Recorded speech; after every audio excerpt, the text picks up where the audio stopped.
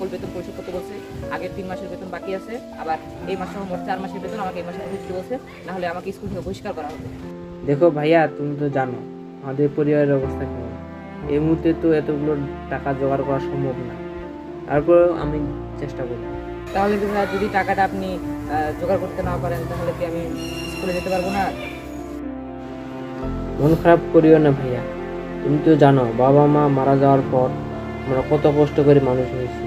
তুমি চিন্তা করিও না, আমি কিছু একটা ব্যবস্থা করব ইনশাআল্লাহ।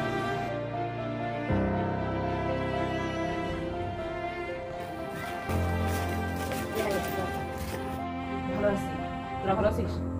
আমরা সবাই ভালোই আছি। শুনলাম তুই নাকি স্কুলে বেতনটা দিতে পারতেছিস না, তোর ভাই তোর টাকাটা দিতে পারতেছিস না। আমি তোকে একটা কথা বলবো, তুই যদি শুনিস তাহলে আমি তোর সব বেতন দায়িত্ব দেওয়ার দায়িত্ব আমার। না ভাইয়া, আমি এসব খারাপ কাজ করতে পারবো না, আমি খারাপ পথে চলতে পারবো না। দেখ, আমি জানি তোর ভাই টাকার ব্যবস্থা করতে পারবো না, আমি তোকে সময় দিচ্ছি। হ্যাঁ, তুই ভাবে দেখ। না না না, আমার ভাইয়া ঠিকই কিছু একটা ব্যবস্থা করবে। তোর ভাই আবার ব্যবস্থা করবে। তোকে ভাবার জন্য যদি শোনা, যদি তোর মত বদলায় তাহলে আমাকে বলবি। হ্যাঁ, আয় চল।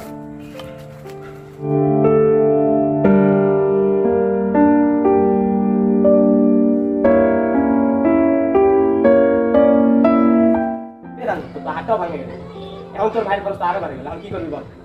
এখনো সময় আছে, আমাদের দলে যোগদান কর। তোর যত টাকা লাগে সব আমি দিব। আচ্ছা ঠিক আছে ভাইয়া, আমি আপনাদের সাথে থাকতেছি। তুই চিন্তা করিস না, তুই আমাদের দলে ঢুকছিস না, চিন্তা করিস না। যত টাকা লাগবে আমি দেব, আমাদের সাথে থাকবি।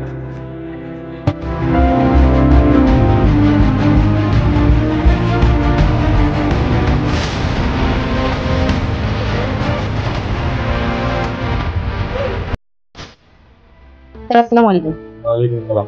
তানজিম, তোমার হাত ভাঙলো কিভাবে? স্যার, আমি ওই দিন রাস্তা দিয়ে যাচ্ছিলাম, হঠাৎ করে একটা রিক্সা আসে আমাকে ধাক্কা মারছিল, তারপরে আমার হাত ভেঙে গেছে। ও, কি ব্যাপার তোমার? স্যার, আমার স্কুলে ফিটা বাকি ছিল।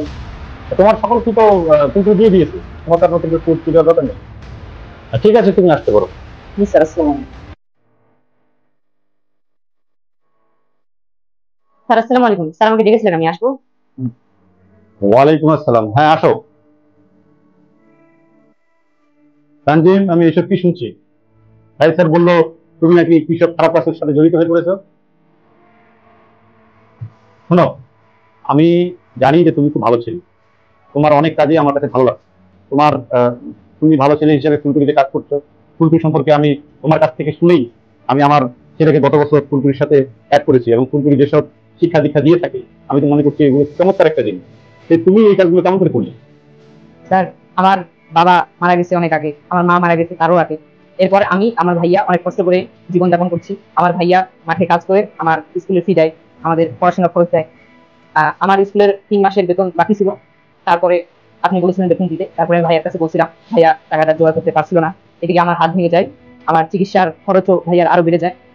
এরপরে স্যার একদিন রায়হান, শাশ্বত, রেদওয়ান এরা সবাই মিলে এসে আমাকে বললো যে আমি যদি তাদের দলে যাই তাহলে তারা আমার সকল খরচ দিয়ে দিবে, আমার স্কুলের ফি যত আছে সব দিয়ে দিবে, আমার হাতের চিকিৎসার যত খরচ রয়েছে সব দিয়ে দিবে।